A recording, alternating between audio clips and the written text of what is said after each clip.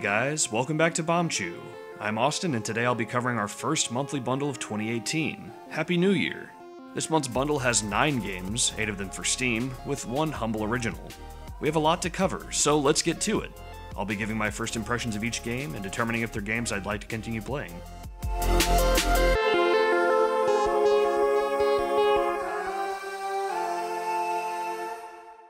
This month's humble original is HitchHiker, an interactive narrative experience.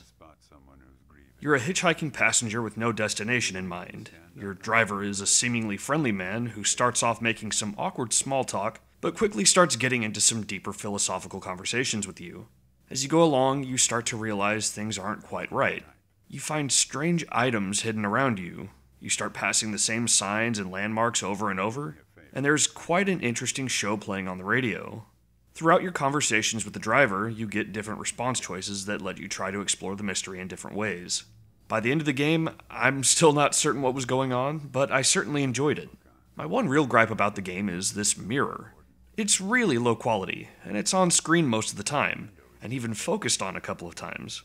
It wasn't enough to ruin the experience for me though. The folder the game came in is called HitchHiker First Ride, and that combined with some of the dialogue at the end lead me to believe that this is just the first portion of a bigger game. I'd be interested to see more.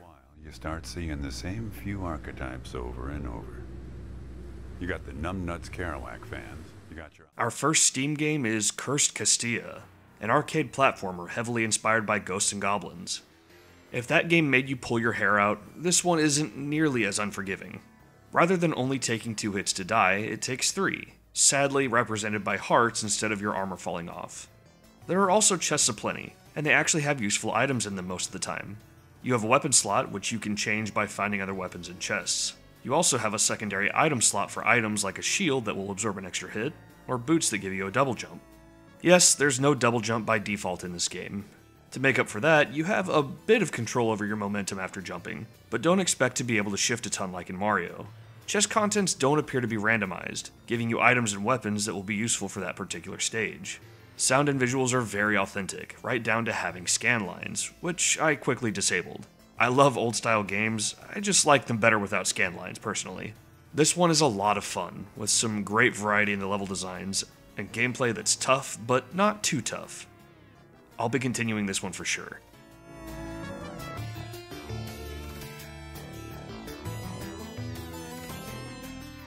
Our next game is Tomb Raider, the 2013 reboot to the series.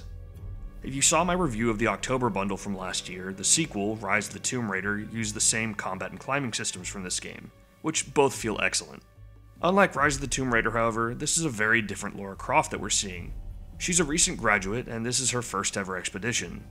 She's not a confident, trained killing machine. She's a kid, and she's immediately thrown into a horrible situation. After her team's boat sinks, they wash ashore and she's kidnapped and hung up to die in a creepy shrine littered with human skulls.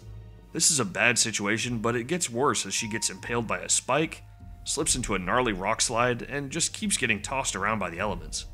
The weakest part of Rise of the Tomb Raider for me was its story and atmosphere, and that happens to be one of the strongest parts of this game for me here. Friends' lives are at stake, and many die along the way. The danger is real, and watching Lara grow stronger both physically and mentally over the course of this game feels really great. If you like single-player games even a little, I recommend you play this game. It's a wild ride from start to finish, and it's an excellent look at Lara Croft from a perspective I doubt we'll see again for a long time to come.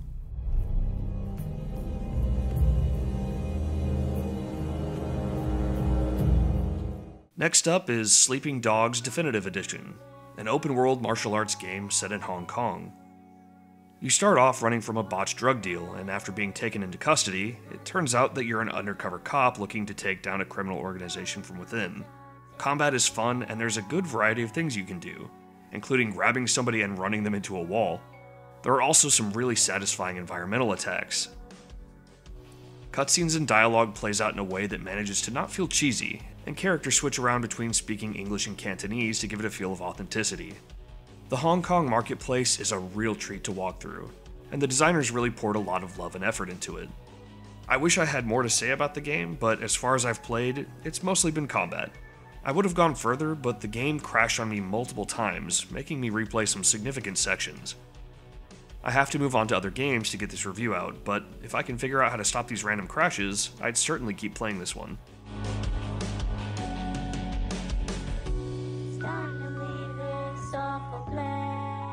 Game 5 is Quantum Break, a shooter with time manipulation and a game/TV show hybrid from Remedy Entertainment. Wow, what a mouthful. Remedy is known for creating Max Payne and Alan Wake, which are both shooters at their core with some interesting mechanics around them and a great story. Alan Wake started the practice of breaking the game up into quote-unquote episodes, where each episode would show what happened last time in the story. Remedy took this to a new level with Quantum Break by actually filming a live-action TV show to go along with the game, featuring some decently famous actors. Each act of the game, you play as the hero for a few sections, then you play as the villain in a short interactive scene, and your choices and the secrets you find will determine which version of the live-action TV episode you'll watch before starting the next act. Choices you make don't have major effects on the story, but it's still fun to see some mild changes show up in the cutscenes. The story isn't spectacular, but it's well acted and well shot enough to be enjoyable. Unfortunately, on the Steam version, these scenes can only be streamed, so if you have a poor connection, they'll show up in poor quality, or if you have no connection, you won't get to watch them at all. The game is playable offline, but you're missing a major piece of it. Despite the video files not being downloaded with the game itself is a whopping 70 gigabytes, which is pretty massive. Onto the gameplay, I mentioned time manipulation earlier. As the game progresses, you get access to more and more time powers. Unfortunately, as you gain these time powers, you start to fight enemies equipped to deal with them, and the abilities never really make you feel very powerful.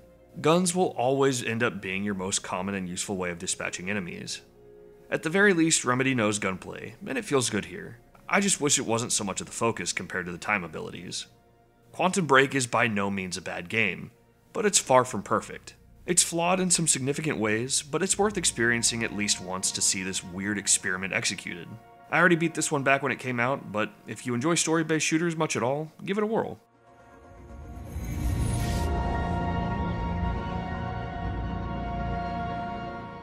This leads us to The Long Dark. Because I'm an avid hater of survival games, I handed this portion of the review off to someone who could give this game a fair chance. Here's Blake with his thoughts on the game. When I started playing The Long Dark, I didn't really know what to expect. I've played survival games before, but few with a single player option. I do usually enjoy building bases most of all, and this game doesn't really have any of that gameplay in mind, but I'm happy to avoid PvP and just enjoy a story for once. The game starts abruptly, with the main character waking up into a flame-filled winter horrorscape. Immediately, you're in bad shape. Tutorials direct you how to perform basic actions, but are minimal enough to leave you asking questions still. It was challenging to figure out what environmental objects I could interact with at first, and tooling around to figure it out ticked away valuable time. I died a few times, far too early for my liking. Like most survival games, I felt like I was fighting with the elements as well as the game itself. After holding your hand for the first few days, I finally claimed out of Tutorial Valley, and after a few more days of trying to figure out where to go, in frustration, I made camp on the side of a hill. Venturing out before dawn, I stumbled over a cliff, broke both my legs, and discovered a town. This triggered an autosave and a checkpoint, which meant that after I died, and it wasn't very long, I would always return to this worst possible spot. I restarted the save from scratch because I'm dedicated. Having learned my lesson, I made it back to that town. Here, I learned more of the actual interesting story, and met a blind old psychopath with a gun, quite intent on shooting me. She wants firewood before she'll trust me. There's a trust system in this game. I hate trust systems. They're usually too rigid or too complex, but they're immersive, I suppose. I collected far too much, and I gave them all to her. Might as well, right? Well, I was supposed to put them in a box. I guess that shows me to show initiative. I've put in about 5 hours in the game. Most of it was trying to figure out how to play, and despite my troubles, I actually kind of enjoyed it. I want to know more about the story and figure out what's in the lockbox I found. I want to find a weapon and go back and kill some of those bastard wolves that are way too good at hearing me sneak past them. I'll be playing this again, but I don't think many others would given my luck.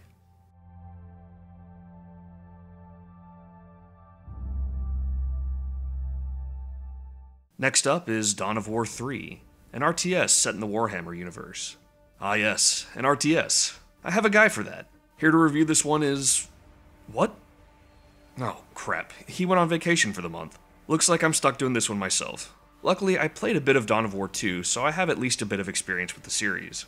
Right off the bat, whatever option you pick, it's suggested you play the tutorial, and the tutorial assumes that you've never played an RTS before, mixing in super basic stuff like moving the camera and selecting units, with some of the unique features of Dawn of War. Dawn of War 2 taught you what you needed to know in its campaign, and oddly enough, this one does as well, rendering the basic tutorial pretty useless for most people.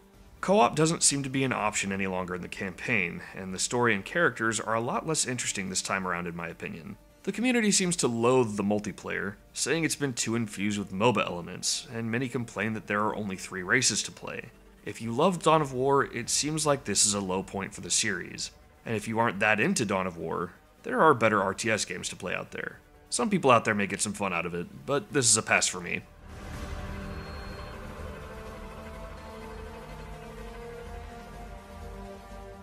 Next is Hiveswap Act 1, a tribute to comedy adventure games from the 90s. You're a 14-year-old girl at home alone with your little brother when monsters attack your house. You have to find your way to safety, and hopefully get rid of those monsters as well. Adventure games are really a mixed bag for me. I either love them or can't stand them, and there's not much in between. Specifically comedy adventure games I don't tend to find very funny or charming, especially because half the comedy tends to be really dumb solutions to puzzles. And boy does this game have some dumb solutions to puzzles. Like, I can't reach this box that I need. The only way to get it is to put on tap dancing shoes and tap dance near it to shake it down.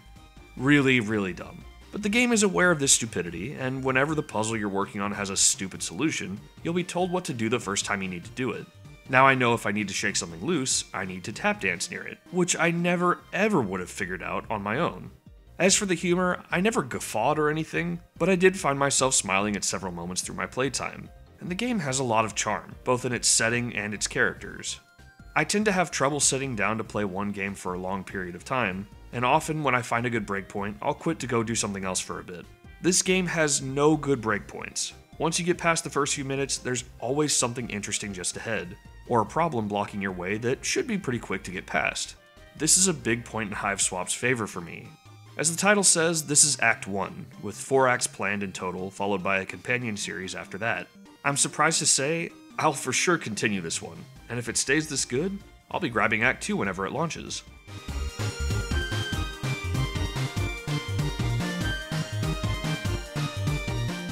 Our final game is Mr. Shifty, which is basically Hotline Miami with teleports.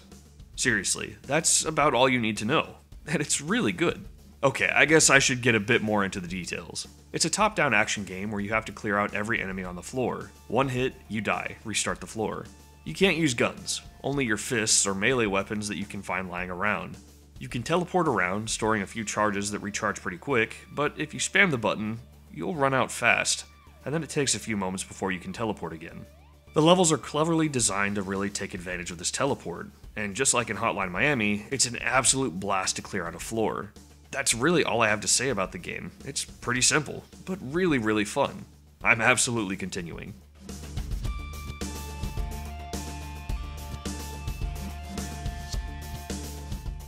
So overall, how was this bundle? Damn. Almost every game I plan to continue or have already beaten and enjoyed. Dawn of War 3 is the only strange pick, and considering there were 9 games this month instead of the usual 8, I don't really feel miffed about it. There was a good mix of old and new, as well as AAA and indie, with a couple of games in there that I wasn't aware of at all. So how much bang for your buck was there? To total everything up, getting all these at their full price would cost a whopping $200. Getting all these at their lowest sale price would rack up a cost of just under $60. This was an awesome bundle. I don't know if everyone will feel the way I do, but this was just excellent for me, and a great way to start the year. My biggest problem is, what the heck do I play first? Next month's bundle has Civilization 6 and a couple of scenario packs as early unlocks. I'll be curious to see what else is in there. Catch you next time.